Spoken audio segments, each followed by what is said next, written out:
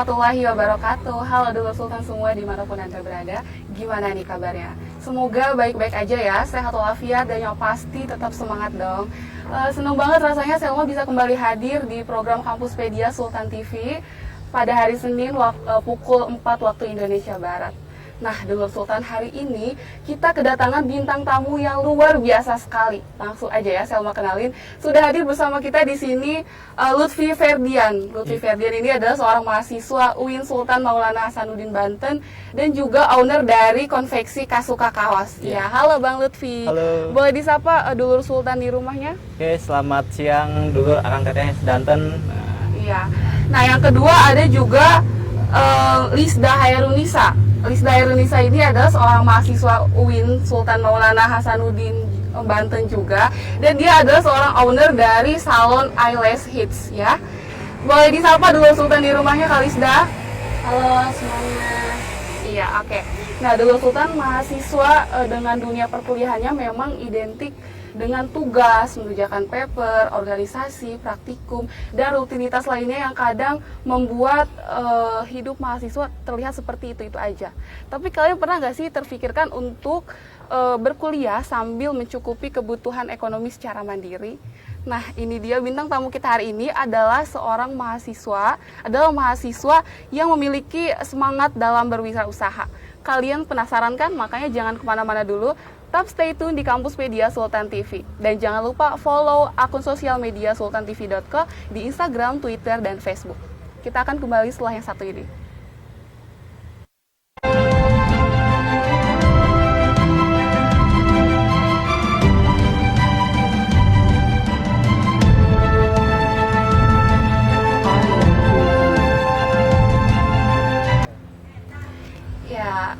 Halo dulur sultan, masih di Kampuspedia bersama Selma dan bintang tamu kita hari ini. Halo Bang Lutfi dan Kak Lisda. Halo. Apa kabar nih? Alhamdulillah baik. Alhamdulillah baik ya. Oh ya, kalau boleh tahu kalian ini dari jurusan apa dan semester berapa sih? Dari saya dulu ya. Iya. Saya dari UIN SMA Banten. Oke. Ngambil jurusan di Komunikasi Penyiaran Islam. Sekarang semester 9. Semester 9. Berarti kegiatannya sekarang lagi apa dong? Skripsian sama belajar usaha lah. Oke. Iya. Kalau Kak Lisda sendiri? Kalau aku dari jurusan Perbankan Syariah semester 7. Iya. Kegiatannya sekarang apa? Lagi KKN dong ya? Iya. KKN daring? Iya. Daring. Gimana tuh rasanya? Rasanya Seru gak? susah gampang gitu. Oke. Nah, kita penasaran dengan bisnis yang sedang kalian jalani saat ini. Itu gimana sih ceritanya? Awal mulainya, boleh diceritain? Awal mulanya sih sebenarnya kalau saya mulai usaha itu di tahun 2015. Oke, 2015. Dari lulus SMK. Waktu itu pernah kerja juga di salah satu percetakan di Kota Serang. Jadi pernah kerja di percetakan sebelumnya? Iya, sebelumnya karena punya basic desain. Cuma dengan PD-nya saya keluar setengah tahun dari percetakan. Dengan gitu. PD-nya saya modal relasi sedikit sama modal ilmu percetakan keluar tahun 2015. Ya udahlah buka jasa ngedit foto, edit foto gitu, freelance. Nah, belum punya toko fisik. Dari situ. Tapi itu udah mandiri ya? Udah mandiri, belum punya toko fisik, tapi udah kalau ada pesan kita lempar ke percetakan. Jadi sistemnya ya relasi aja. Oh iya. Nah, cuma ternyata Kak Lutfi ini cuma menyediakan jasa desainnya betul, aja? jasa desainnya. Cuma plus cetak kalau diinginkan dari konsumen. Gitu. Tapi kalau memang enggak tapi ya nanti cetaknya dilempar keluar dilempar gitu? ke luar. Karena kan waktu itu belum punya modal juga. Jadi ya bermodalkan relasi saja. Terus tahun 2016 juga ikut jualan di salah satu frozen food gitu, jualan salah satu frozen food di situ karena ada tren frozen food tuh bagus waktu itu. Cobalah beli franchise. Itu 2016. Itu berarti masih SMA dong? Setelah lulus. Oh, setelah lulus. Iya, SMK masih jualan jasa seperti itu. Terus karena potensinya kurang menghasilkan, karena motivasi pertama tuh cuma pengen dapat uang jajan lebih. Oh gitu. Berarti kalau pilih dari SMK? Iya, suka multimedia jualan. Gitu? Multimedia. Oh iya. Nah, suka jualan, terus dari situ lihat potensi jualan frozen food juga bagus tuh. Cuma ternyata perlakuan cara bisnisnya berbeda. Karena minimnya ilmu, yang namanya frozen food itu makanan yang harus stay beku, stay frozen. Waktu itu taruh di kulkas, ditinggal karena ada acara, pulang-pulang hancur. Kulkasnya mati apa gimana? Iya, gara-gara mati lampu. Ya yang namanya makanan beku ya harus stay beku gitu. Ngelihat kondisi waktu itu, ya ini bukannya untung malah rugi gitu kan. Ya udah deh dijual secara ini aja, secara modal, meskipun itu nggak layak dijual tapi masih layak dikonsumsi. Lanjut lagi tuh di 2017 nyari usaha yang lain karena ternyata di frozen food tuh butuh modal yang besar. Oh, iya. Terus daya saingnya luar biasa. Dengan minimnya pengetahuan dan modal di tahun tersebut, ya belum sanggup untuk menyaingi. Iya. Yaudah tuh diajak sama teman jualan hijab. Hijab. Rainbow Hijab nama brandnya. gitu. Karena kan nganggur waktu itu, ya udahlah jualan. Collab sama temen. Collab sama teman, kita produksi. Temen cewek dong ya pasti. Temen cewek, Oh, satu-satunya cowok. Jadi Iya. saya kebagian waktu itu desain sama promonya. Oh. Desain sama promonya. Jadi si hijab itu ada yang desain ya, desain sendiri gitu. Iya, desainnya sendiri. Desain motif gitu.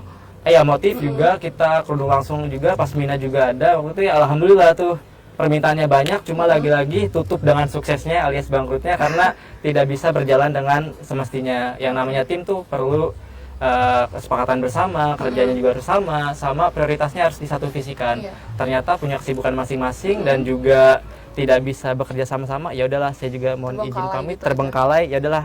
Jadi stagnan antara maju enggak, mundur enggak gitu di tengah-tengah. Terus mikir lagi kan, usaha apa lagi tuh? Mulailah di 2018 akhir, mulai lagi usaha pertama yaitu di bidang percetakan. Cuma lebih difokuskan ke merchandise, lebih ke souvenir. Karena ternyata potensi di lingkungan kampus Iya. banyak juga tuh yang butuh merchandise. Jualan tuh Aksesoris merchandise gitu kan? Iya, kayak gantungan kunci, terus juga plakat, topi, Iya. terus juga bingkai ucapan dan lain-lain. Dan waktu itu nyoba, alhamdulillah bagus 2 minggu pertama jualan merchandise di bingkai ucapan itu dapat profit ya, bukan omset, itu 2 juta. 2 juta. 2 Itu juta. pas di awal. Pas di awal. Oke. Nah, jadi setelah kita mapping cara mainnya, oh seperti ini gitu kan. Oh kalau dalam kan yang kita tahu di kampus di Serang tuh banyak kampus dan setiap kelulusan itu sekali atau 2 kali gelombang lah minimal gitu. Nah kita mapping aja ada berapa kampus dan kita cari reseller sama targetkan. Kalau dari 200 kita nggak usah Berarti banyak-banyak. resellernya juga lumayan banyak dong ya? Iya. Dan nggak usah banyak-banyak gitu ngambil. Kita ngambil 10% dari orang yang mau kelulusan aja. Oh iya. Lumayan. Nah baru tuh dari situ ada permintaan dari jurusan nih berupa kaos. Nah kan saya kan percetakan, Iya. sama-sama nyetak tuh. Waktu itu jurusan nanya, Vi bisa bikin kaos nggak? Saya kan belum terjun dunia kaos. Oh iya. Saya iyakan aja karena mikir bikin kaos kan nggak sehari jadi. Iya. Sambil mikir itu saya nyari vendor. Nah, nyari lah tuh, nyari ketemu. Ternyata ketemu di situ namanya Adit, vendor dari kaos. Saya nge-reseller dulu awalnya. Gitu. Ke Adit, nah nge-reseller ke Adit dan lihat potensinya juga. Karena di jurusan tuh di kampus tuh banyak permintaan, saya ngeliat peluangnya lagi jadi reseller aja lumayan gitu. Apalagi kalau produksi sendiri. Nah dari situ tuh mulai terjun di usaha Kalau baju itu konveksi. per apa sih? Apa perhitungannya? Perhitungannya untuk baju tuh kita kalkulasi dari model kaos, desain sama kuantiti pemesanan. Gitu. Kenapa? Karena kalau satuan itu dia mahal, kalau banyak tuh kenapa dia murah? Karena beban produksinya beda satuan dengan banyak. Gitu. Jadi sampai sekarang produksinya di kaos Di lah kaos ya? dan karena mungkin rezekinya cocoknya di kaos. Oke. Gitu. Oke. Kalisda sendiri ceritanya gimana sih awal mula bisnisnya itu? Jadi awalnya tuh tahun 2018 ya, tahun 2018 tepatnya tuh habis Lebaran Idul Adha. Nah, tadinya tuh kan di sana belum ada, jadi saya mikirnya tuh ini peluang bagus banget nih buat Di saya. 2018 itu? 2018. Nah ini peluang bagus banget karena Lokasinya di sana emang di belum mana? ada. Di Lebak? Di Lebak. Oh, di Cipanas. Lebak, iya. Ya. Nah tapi karena di sana belum ada, masyarakat juga masih bingung kan, dan masih ragu-ragu gitu sama tren ini kan. Di Serang juga waktu itu masih baru-baru adanya. Ini baru ada di baru ada di kota-kota besar, belum masuk ke daerah saya. Orang-orang juga kayak ngeliatnya kayak masih aneh, ini apa ya gitu loh, ini bisa buat sehari-hari nggak ya. Mereka mau tapi malu gitu. Dari situ nggak langsung bikin salon. Aku tuh waktu itu pemasangannya home care, jadi dipanggil ke rumah-rumah gitu. Oh gitu. Kita ya kadang di Serang, kadang di sana di Lebak. Cuma lama kelamaan peminatnya makin banyak. Jadi untuk home care itu nggak memungkinkan banget Iya. karena kalau home care kan kita habis waktunya di jalan. Kamu sendiri aja ya? Pas lagi di Sendiri. awal itu? Oke. Iya sendiri. Nah lama-lama tahun 2019 awal itu akhirnya diputusin lah buat salon di sana di daerah rumah. Di Ya, rumah salonnya? Apa iya. gimana? Apa Enggak misah di sama rumah, dibuat di ruko kecil gitu. Oh gitu. Tapi masih dekat rumah kok. Tapi selama kamu di Serang itu yang ngelola salon kamu siapa? Nggak ada, jadi dia bukanya cuma pas kuliah libur aja. Oh gitu. Kuliah libur pulang buka gitu. Oh gitu. Kalau lagi kuliah dia tutup. Oh tutup. Tapi kalau ada yang mau, kamu bisa ngedatengin ke rumah-rumah gitu. Kalau ada pesanan. Dulu awal-awal bisa, cuma makin kesini kan makin banyak jadi nggak bisa lagi. Oh gitu. Tapi sekarang masih kan? Masih sekarang masih. Iya. Jadi pas awal kamu mendirikan usaha itu tuh modal nekat apa gimana? Apa emang udah ada dukungan dari orang-orang terdekat? Nggak ada, modal nekat aja. Modal nekat aja. Kalau Lutfi sendiri itu modal nekat ya? Apa emang udah ada dukungan dari orang tua atau teman-teman terdekat? Pertama modal nekat, yang kedua modal bertahap. Oke. Karena kan jujur saya juga bukan orang yang kaya, tapi orang yang sederhana dari keluarga sederhana gitu. Ya kita modal dari nyicil. Jadi awal-awal pas produksi itu pertama sama tim juga kok, sama teman-teman kampus gitu. Waktu itu namanya bukan Kasuka, tapi Trendy. Jadi Trendy itu singkatan dari tren indie masa kini ya, karena teman-teman itu anak indie semua. Oh ya udah deh, waktu itu buat namanya Trendy. Alhamdulillah kan udah ada kepercayaan dan ada pelanggan sedikit gitu, bareng sama teman itu. Ada orderan pertama tuh kurang lebih ada 12 piece. 12 piece dari study tournya sama dari anak pun juga mau ke Singapura. Karena minimnya pengetahuan dan awal mulai kan bilang, nih ada order nih, sikat nggak? Sikat ya. Kalau saya kan percaya aja karena teman-teman yang produksi gitu. Ketika itu dibuat, saya beli kaos polosnya, kasih ke teman-teman, saya tinggal nyari marketing lagi gitu kan, nyari konsumen lagi. Nelpon tuh sorenya, Vi, nih saya kan respon, gimana udah jadi cepet amat gitu. Terus dia bilang, aduh Vi gagal lah, kok bisa gagal? Saya bilang kan, ya udah deh gini aja, gagal nanti kita beli lagi, tapi Gagal dievaluasi, gagal produksinya. Jadi dari 12 piece itu 5 piece itu gagal. Oh pada saat pencetakannya gitu? Pencetakan perdana kita buat produksi gitu kan. 5 piece itu gagal. Nah, ya udah kan kita puter arah, ya udah deh kita bukan berhenti, tapi beli kaos polos lagi. Diganti ya? Diganti lagi kan, karena pada dasarnya konsumen tuh pengen tahu jadi, nggak mau pengen tahu prosesnya. Ya udah beli lagi kaos polos, kasih ke tim buat ya udah nih jangan sampai gagal lagi ya. Saya tinggal lagi dong, karena saya percaya tim gitu kan. Saya tinggal diproduksi ke mereka, nelpon lagi tuh malamnya, gimana cepet nih, lapor udah jadi. Aduh, Vi, ini gagal lagi. Gagal lagi? Gagal lagi, itu 2 kali. Saya mikir dong, 10 piece berarti? 10 piece. Kalau saya beli 5 lagi, otomatis ini bukannya untung malah buntung dong. Ya udah, terus saya mikir, ya udah deh saya oper ke vendor yang sebelumnya, reseller Tapi saya. itu bisa gagal kayak gitu, emang kenapa sih Kak? Karena nyablon tuh bukan cuma gesut ya, perlu tekniknya juga, perlu treatmentnya juga. Jadi kalau orang-orang yang bilang sablon tuh gampang, ya enggak juga. Jadi sablon tuh Harus teliti banget gitu? iya, pertama harus teliti dan orang yang bisa. Dan itu kan kita awal mulai modal nekat. Nekat ya? Jadi nonton di YouTube tutorial. Oh jadi bakal tutorial YouTube aja? Iya, karena kan kita sebenarnya reseller. Oh iya. Belajar produksi ternyata gagal. Singkat cerita kita oper ke vendor sebelumnya, diambil, ya udah saya kasih konsumen, udah terima beres, ya udah yang penting nama baik terjaga. Iya. Cuma ternyata lagi-lagi kerja tim tuh tidak bisa semanis kerja sendiri gitu kan. Di akhir 2018 baru saya memutuskan izin gitu untuk keluar dari Trendy. Iya, karena kan mahasiswa punya prioritasnya masing-masing. Ada yang suka dengan aktivisnya, ada yang fokus dengan kuliahnya. Sedangkan saya kan Badung, suka usahanya gitu. Ya udah saya izin, alhamdulillah ada modal sedikit dari jualan sebelumnya. Bikinlah tuh brand namanya Kasuka. Rebranding dari sebelumnya Trendy. Dibuka di rumah dulu sebelumnya yang sekarang. Nah, rumahnya Kak Lutfi di Taktakan.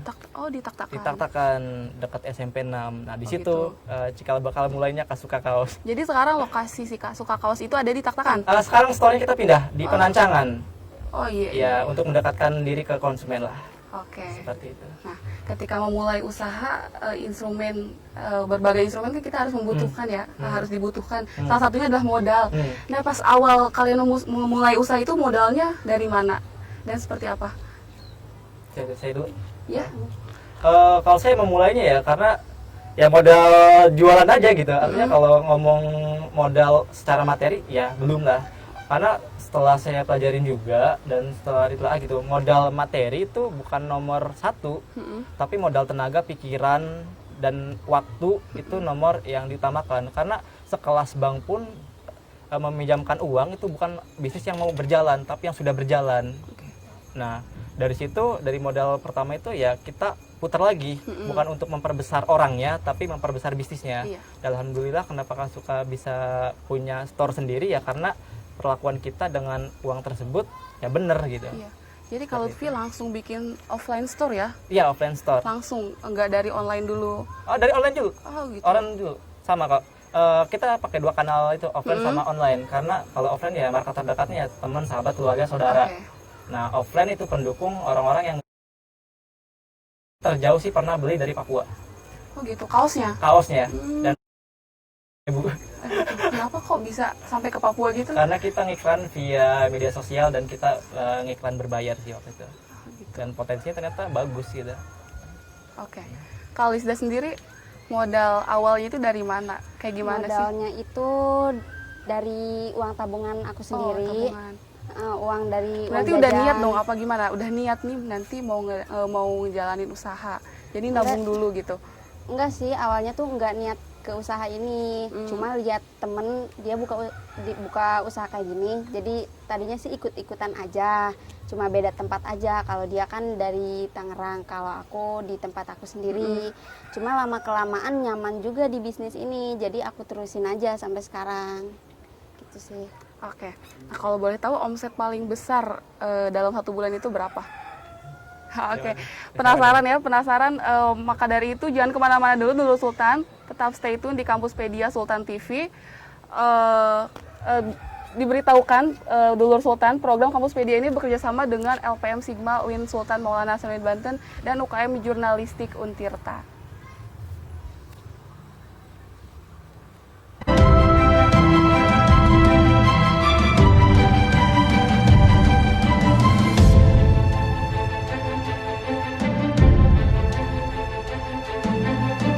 Buat kamu yang harus berkantor di tengah COVID-19, menghadapi new normal adalah keharusan. Video ini coba memandu kamu-kamu nih guys yang harus masuk ke kantor. Pertama, sebelum berangkat kerja, jangan lupa lindungi mata, mulut, hidung dengan kacamata dan masker. Setelah masuk transportasi umum, jangan lupa guys bersihkan tangan setelah menyentuh gagang pintu atau barang di fasilitas umum. Sesampai di kantor, pastikan kamu melakukan disinfeksi barang-barang termasuk pakaian. Kemudian jangan lupa cek suhu pakai termogun. Oh iya, pastikan barang-barang dari orang lain bersih ya guys, seperti misalnya kartu ini.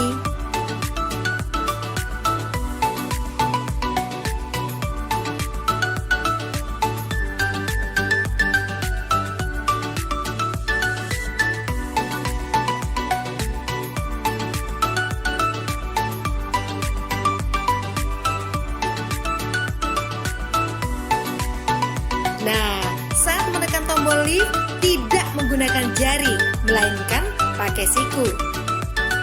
Saat sampai di ruangan atau meja kerja, bersihkan kembali barang-barang secara detail.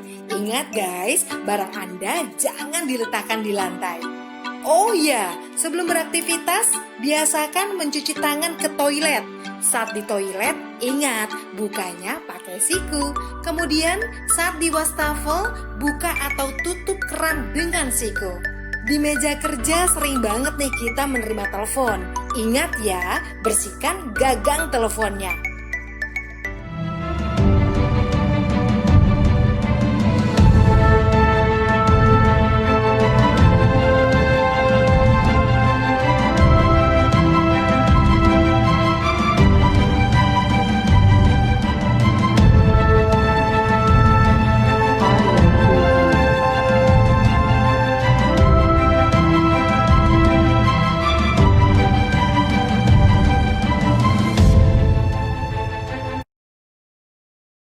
Halo Dulur Sultan, mahasiswa-mahasiswi di seluruh Indonesia, masih di Kampus Pedia bersama Selma dan bintang tamu kita hari ini.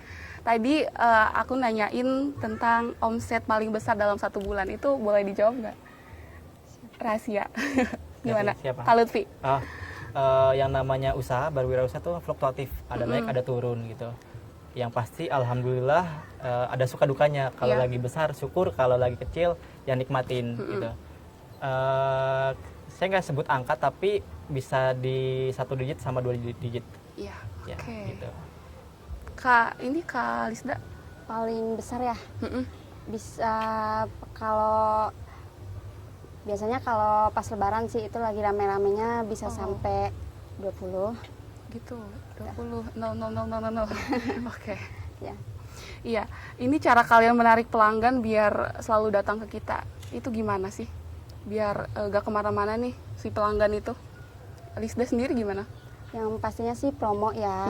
Promo, terus pokoknya kita sering-sering kasih promo aja. Terus dari pelayanan juga pokoknya harus humble. Pokoknya kita menjalin hubungan sama customer itu sedekat mungkin, sekeluarga mungkin, biar dia nggak canggung juga, terus biar dia nyaman juga sama kita, gitu. Terus selain itu banyak sih faktor-faktornya.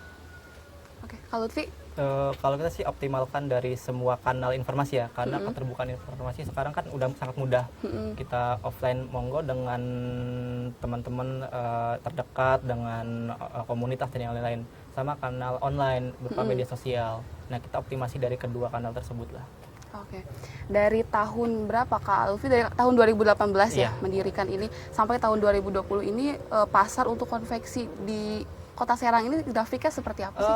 Sangat bagus. Bagus Bahkan ya. pertumbuhan sebenarnya dari tukang sablon dan konveksi pun semakin banyak. Jadi secara tidak langsung persaingannya pun sudah lumayan. Iya. Beda dengan awal-awal memulai itu ketika kue besar direbut dengan sedikit orang kan akan besar gitu. Tapi sekarang udah mulai banyak gitu yang rebut kue tersebutnya. Nah, Oke, jadi cukup besar lah ya. berpotensi banyak lah, lumayan. Kalau Lisda sendiri peluang untuk bisnis kecantikan kan ya, Ya. di Kota Serang ini gimana kalau Lisda lihat? Atau di tempat tinggal Lisda sendiri lah di Lebak, itu peluangnya gimana sih? Bagus sih kalau di sana, bagus juga karena mereka makin kesini tuh lebih peduli sama penampilan, apalagi ya. wanita ya. Apalagi wanita ngurusin banget. Iya, oke. Jadi cukup besar lah ya. Besar ya, bagus banget. Oke, nah di sekarang kan kita lagi di masa pandemi. Ini berpengaruh gak sih sama pendapatan kalian atau emang nggak ada pengaruhnya sama sekali? Kak Lutfi?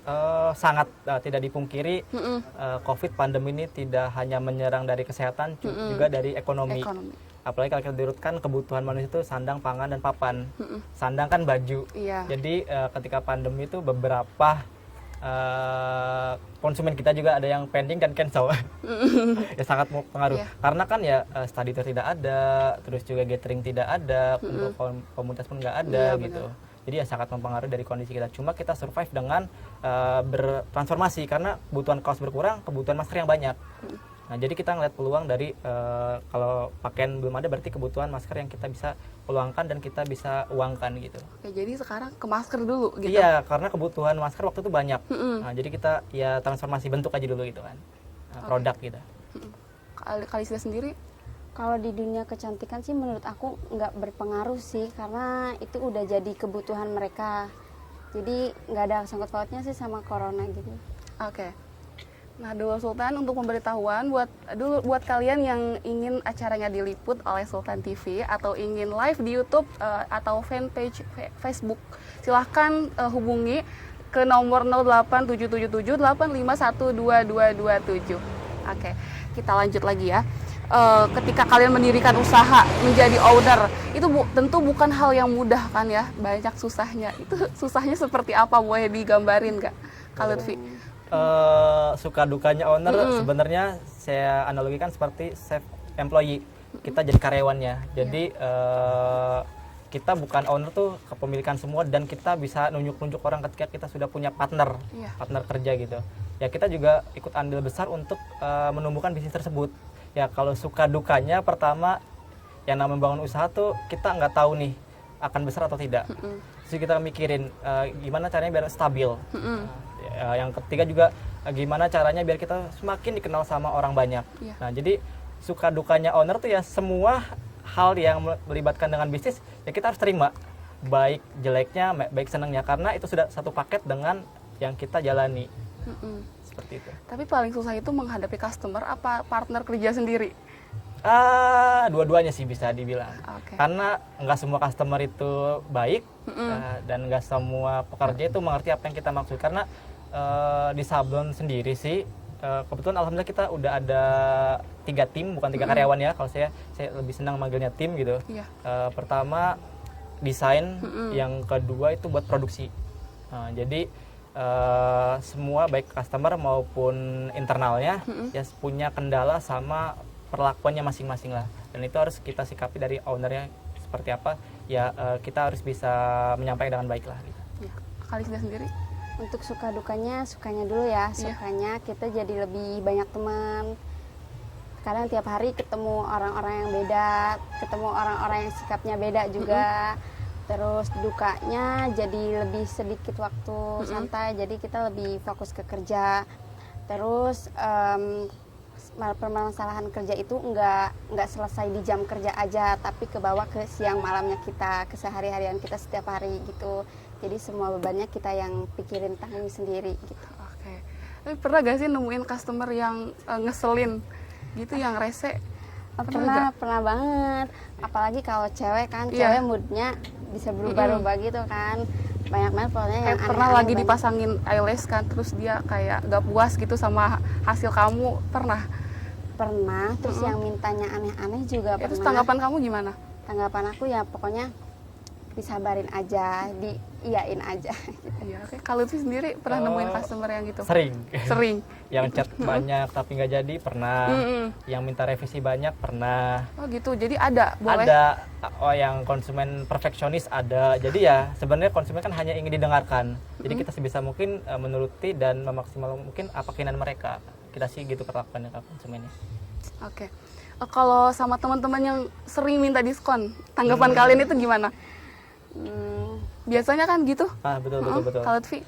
Kalau saya sih kan ada istilah tuh harga teman, harga sahabat. Iya. Kalau saya kebalikannya, harga sahabat tuh dimahalin. Gitu. Kenapa? Karena harga sahabat tuh harusnya dia lebih tahu perjuangan kita dari awal.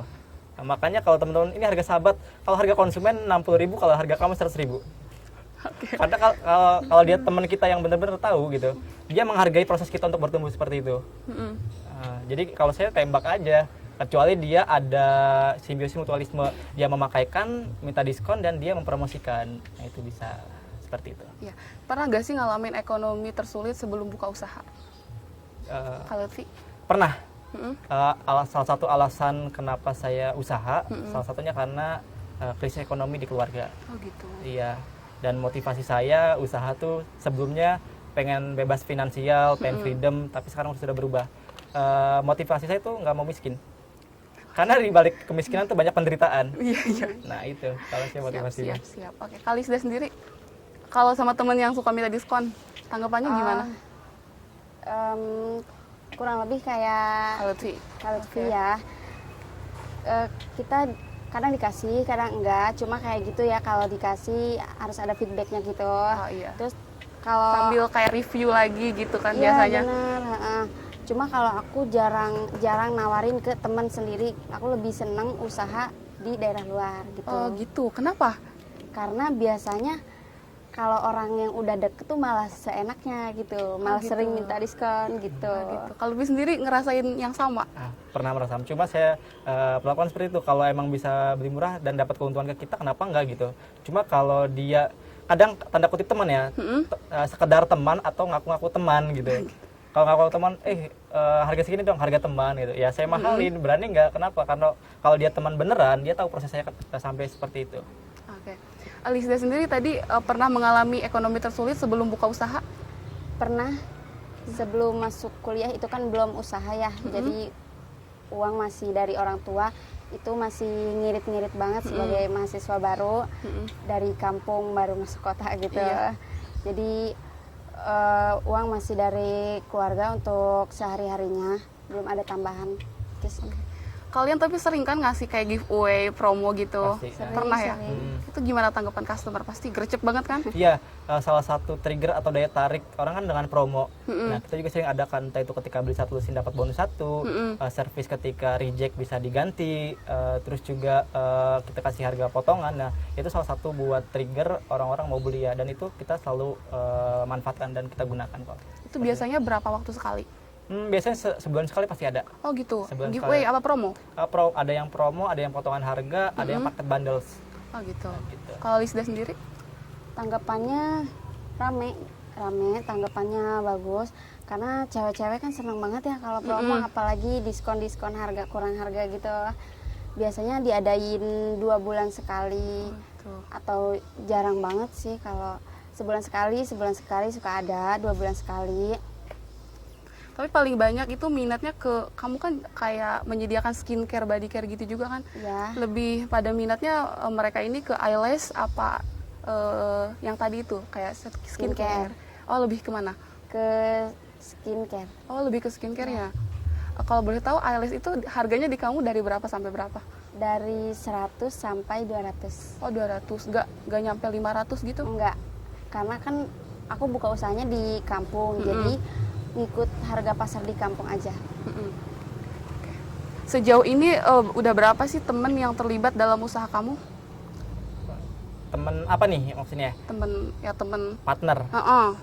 partner kerja. Yang terlibat banyak sih sebenarnya. Saya bisa seperti ini gara-gara teman juga. Artinya saya tidak meninggalkan awal mula saya berdiri ini karena teman-teman juga, terutama keluarga. Iya. Jadi kontribusi teman-teman, keluarga, saudara tuh sangat besar bagi usaha yang saya jalan sekarang. Gitu. Kalau Lisda sendiri? Banyak, Udah karena banyak. kita kan memperkenalkan usaha ini tentunya Lewat dari teman-teman ya? teman-teman dulu, dari orang-orang terdekat. Banyak sih. Tapi kamu punya partner kerja nggak? Enggak, Jadi sendiri aku aja? kerja sendiri. Jadi yang masangin itu kamu sendiri? Iya, sendiri. Oke. Di usaha ini ya, di usaha yang sedang kalian jalani ini, ada nggak sih goals yang ingin dicapai selain mendapatkan profit yang banyak? Kak Lutfi? Saya sih goals terdekat pengen buat di Serang tuh, saya selain nyari profit ya, Iya. pengennya juga social oriented gitu. Artinya di sosial juga. Saya sih pengen buat project goal terdekat tuh, pengen bikin kaos semangat atau kaos motivasi. Artinya dibagikan ke orang-orang, karena di Serang tuh ada dibagi istilah cuma-cuma gitu? dibagi cuma-cuma untuk orang yang membutuhkan. Karena di Serang kan ada tuh berbagi nasi. Oke. Nah, kita sih pengen berbagi kaos.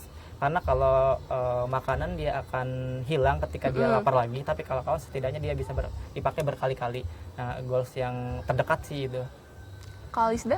Kalau aku sendiri goalsnya pengen punya cabang di Oke. mana-mana. Jadi sekarang ini lokasinya baru di Lebak ya? Iya, kita belum kepikiran buat cabang sih. Oke. Ada nggak sih role model atau sosok yang menginspirasi kalian sehingga kalian memutuskan untuk menjalani bisnis ini? Kak Lutfi? Kalau saya sih mungkin agak tidak linear ya, sosok yang saya idolakan gitu. Oh. Karena dia lebih ke entertain, cuma Iya. untuk pola pikir dan cara Kepribadian. pribadiannya sama dengan entrepreneur. Saya mengidolakan sosok Panji Pragiwaksono. Oh oke. Panji iya. Pragiwaksono, dia stand up comedian, juga entrepreneur, dan dia Iya. marketing juga bisa lah. Iya. Dan dia banyak mengedukasi tentang ya entrepreneur, dan saya sering mengikuti apa yang dia ajarkan dan dia bagikan gitu. Kak Lisda sendiri ada sosok yang menginspirasi Lisda? Ada, dia salah seorang pengusaha di Serang. Jadi Usaha kecantikan juga? iya, kecantikan juga, dia menginspirasi banget. Jadi dia memulai usahanya dari kecil, dari nol, dia bikin sendiri, dari sampai sekarang dia udah gede banget sih. Usahanya? Iya. Oke. Nah, dalam bisnis kita tidak terlepas dari persaingan kan? Betul. Iya. Cara kalian menghadapi kompetitor itu seperti apa sih? Apalagi dalam bidang usaha yang sama, Kak Lutfi? Sebenarnya pada dasarnya kita bersaing ya. Cuma kalau kita ketatkan lagi, kita lebih ke kolaborasi beating competition gitu. Kalau kita bisa berkolaborasi, kenapa enggak? Nah, sebenarnya baiknya di konveksi itu kalau memang kita masih di bawah kecil, kita bisa bersinergi. Artinya ketika kita tidak bisa tampung lagi orderan banyak, kita bisa bagikan gitu. Jadi ada orderan banyak, kita bisa bagikan. kadang di dua usaha tersebut ada yang punya mesin A, yang satu nggak punya mesin B. Nah, kita bisa berkolaborasi. Meskipun pada dasarnya kita berkompetisi, tapi kita sebisa mungkin kalau bisa berkolaborasi, kenapa enggak? Tapi sejauh ini pernah Pernah kok. collab gitu. Collab gitu. Kita awal nggak punya mesin jahit, ya kita maklun. Karena kita belum mampu untuk meng-hire tukang jahit. Nah, kita maklun gitu kan. Kita sama-sama jualan konveksi, sama-sama jual baju. Iya. Cuma kemampuan kita baru bisa sablon, tapi belum bisa jahit. Nah, kita kolaborasi. Tapi Seperti selain kaos, kalau Lutfi juga kayak nyediain buat bikin PDH gitu betul. kan? Kasuka sendiri main produk utamanya memang kaos. Cuma untuk turunannya ada jaket, sweater, kemeja, PDH, dan yang lain-lain gitu. Oke. Kalisda sendiri? Strategi Lisda dalam menghadapi pesaing, apalagi dalam bidang usaha yang sama. Iya, strateginya kita buat promo, terus meningkatkan kualitas, meningkatkan kedekatan, lebih dekat dengan customer, terus lebih menarik, lebih bikin menarik aja. Bikin menarik lagi ya, lebih bikin menarik customer lagi. Iya, benar. Oke.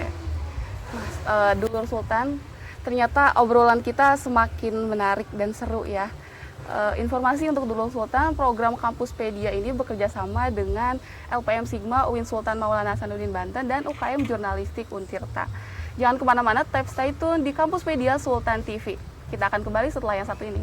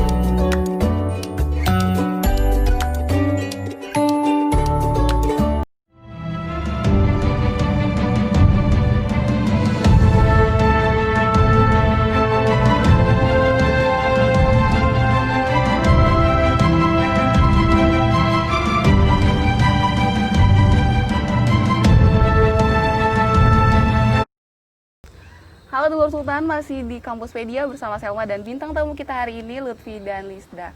Tadi kita sudah banyak membahas tentang persaingan dalam dunia bisnis.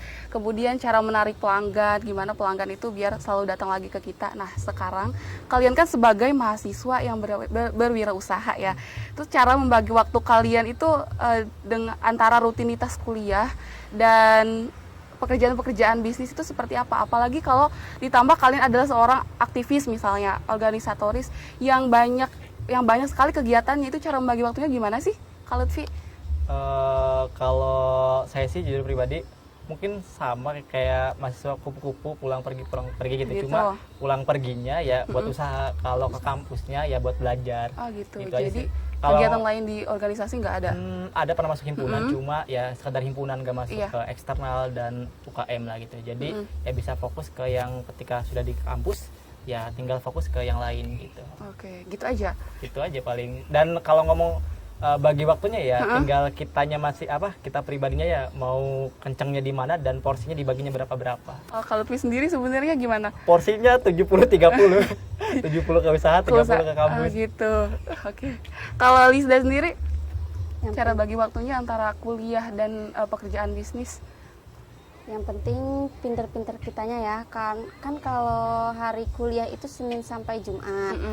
Nah, jadi kuliah itu difokuskan di Senin sampai Jumat. Untuk tugas kuliah juga di Senin sampai Jumat. Kalau Sabtu untuk Minggu itu aku khususin untuk kerja. Jadi semua urusan kerja itu di hari Sabtu sama Minggu. Jadi nggak bentrok. Oh gitu. Kalau teman-teman Lisda yang di Serang ini pengen kayak di ILS, Lisda siap? Soalnya kan itunya salonnya ada di sana di Lebak. Itu gimana? Siap-siap aja sih. Cuma kalau dari lingkungan kampus itu jarang. Oh jarang. Apa emang Lisda yang nggak pernah promo gitu? Pertama nggak pernah promo. Terus emang jarang Jarang kalau yang- anak kampus ya. Oh gitu. Oke. Nah, ketika mahasiswa atau anak muda yang seumuran Lutfi dan Lisda ini masih berpikir konsumtif ya, hanya mengandalkan pemberian orang tua untuk sekedar jajan, nongkrong dan lain sebagainya. Tapi kalian ini sudah berpikir untuk berwirausaha. Itu gimana sih, Kak Lutfi? Untuk memulainya atau kenapa dia lebih fokus? Kenapa sih kok bisa sehebat itu gitu? Oke. Orang-orang yang seumuran kita kan masih berpikirnya konsumtif, masih mengandalkan dari orang tua. Mungkin dari tujuan dia dan alasan kenapa dia mau kayak gitu. Kalau kan sukses orang kan beda-beda. Ada yang definisi sukses kan tujuan gitu. Kalau mahasiswa kadang ada yang suksesnya ketika dia kelar skripsi dapat kerja dia sukses. Ada yang bisa usaha ketika mahasiswa bisa usaha dia anggap sukses gitu. Nah mungkin kebetulan kalau saya pribadi itu memulainya karena alasan tersebut. Pertama karena tidak punya uang, kekurangan di keuangan, dan yang kedua juga kalau kita bisa menghasilkan uang selagi mahasiswa kenapa enggak? Iya. Kenapa kita nunggu setelah jadi wisuda gitu. Iya. Nah itu salah satu motivasi alasan mau memulainya. Jadi kan segala sesuatu pasti ada alasannya gitu. Entah itu motivasi, entah itu ancaman gitu. Iya. Seperti itu. Oke, Lisda? Termotivasi dari motivator yang tadi ya. Mereka juga memulai usaha dari masih kuliah. Oh jadi Lisda ini sudah dekat dengan yang punya bisnis kecantikan itu? Ya, mereka memulai dari masih kuliah, ada yang masih muda. Jadi mereka aja bisa, kenapa kita enggak? Terus yang kedua emang kebutuhan. Kebutuhan. Ya. Oke. Nah, untuk dulur Sultan yang ingin kegiatannya diliput oleh tim Sultan TV dan live di YouTube atau Facebook Sultan TV, boleh hubungi nomor 0877785122227. Oke. Nah, kalian ini kenapa lebih memilih untuk membuka usaha sendiri dibandingkan dengan kerja part-time? Padahal kan kerja part-time ini sudah pasti ya pendapatannya setiap bulan, dan kita nggak perlu banyak mikir, hanya perlu mengerjakan pekerjaan yang sudah menjadi tupoksi kita aja. Tapi kalian lebih memilih untuk membuka usaha sendiri yang perlu mengeluarkan tenaga dan pikiran yang ekstra. Itu kenapa, Kak Lutfi? Kalau saya sih semakin kesini saya lebih menghargai diri saya. Jadi saya menilai setiap instansi, perusahaan atau apapun punya nilai kerjanya atau nilai UMR-nya gitu, upah minimumnya. Saya menghargai diri saya sesuai dengan apa yang saya kerjakan di usaha itu. Kalau saya bisa menghargai saya lebih besar daripada saya usaha atau bekerja, ya kenapa enggak? Cuma pada dasarnya meskipun yang namanya usaha itu naik turun, saya lebih mensyukuri itu daripada saya jadi pekerja. Karena mungkin saya udah terjun di usaha dulu, jadi Usaha, lebih ya? seneng di usaha ketimbang Usaha sendiri. kerja gitu. Oke. Lisda? Kenapa lebih memilih untuk memulai usaha sendiri daripada kerja part-time? Karena menurut aku usaha sendiri itu lebih enak karena kita bisa ngatur semuanya sendiri, ngatur waktunya sendiri, untuk keuangannya sendiri, pokoknya kita semua atur semua sendiri. Terus Iya, kenapa? Padahal kan kerja part-time itu udah pasti. Kalau kerja usaha sendiri itu kan kita nggak tahu nih kedepannya bakal kayak gimana, bakal untung kah atau rugi gitu. Tapi kamu lebih memilih untuk memulai usaha itu. ya karena tadi ya, karena lebih enak aja, dan enaknya kita memimpin diri kita sendiri tanpa dipimpin orang lain. Oke, jadi lebih suka sendiri ya. Iya benar. Oke, dalam bisnis kan kita butuh komitmen yang besar ya dalam menjalaninya. Lantas cara menumbuhkan jiwa kewirausahaan sebagai seorang mahasiswa itu seperti apa sih, Kak? Kalau saya, jujur saya tuh orang yang bergerak bukan karena motivasi. Dulu pernah bergerak karena motivasi, cuma cenderungnya saya tuh bergerak karena ancaman. Seperti yang saya bilang tadi, motivasi saya tuh bukan karena bebas finansial, bisa bagi waktu sama keluarga. Satu, saya nggak mau miskin. Jadi itu ancamannya buat Ancamannya Kak Lutfi. karena dibalik kemiskinan banyak penderitaan. Dulu mama sakit, kita nggak bisa berobat, bayar gitu kan. Terus juga banyak hal-hal yang diperlukan dengan uang gitu. Dan kata Ipo Santoso pun, kalau kita bisa kaya raya, kita bisa lebih bantu. Jadi kalau orang yang sederhana ketika ada musibah dia bisa bantu doa. Tapi kalau orang dia kaya dan raya, dia bisa bantu doa dan bisa bantu materi. Jadi ketika ada bencana ya bukan cuma doa yang bisa kita tawarkan dan berikan, itu berupa materi pertolongan bagi mereka seperti itu. Kalau Lisda, cara menumbuhkan jiwa kewirausahaan apalagi sebagai seorang mahasiswa nih. Ya, yang penting memperkeras usaha, memperbanyak doa, dan minta restu orang tua sih, karena restu orang tua itu penting banget. Itu yang nantinya bakal mempermudah usaha kita ke depannya. Oke, itu aja. Kalau pasar dari usaha yang kalian jalani ini sebagai seorang mahasiswa seperti apa? Apakah hanya di lingkup mahasiswa atau mungkin lebih luas lagi? Kalau Lutfi? Kalau kebutuhan sandang itu sangat luas. Pertama kalau kita mau petakan gitu ya, orang tuh pasti butuh kaos, butuh pakaian lah gitu. Dan kita bisa dari komunitas, perusahaan, instansi, pendidikan, dan juga ya banyak lain gitu. Bahkan yang remeh pun kaos kapal sekarang udah musim gitu. Apalagi sekarang kita kan lebih ke custom, jadi kaosnya tuh eksklusif untuk dirinya sendiri. Jadi tidak ada KW-KW atau duplikasi dari buatannya seperti itu. Oke, kalau Lisda sendiri?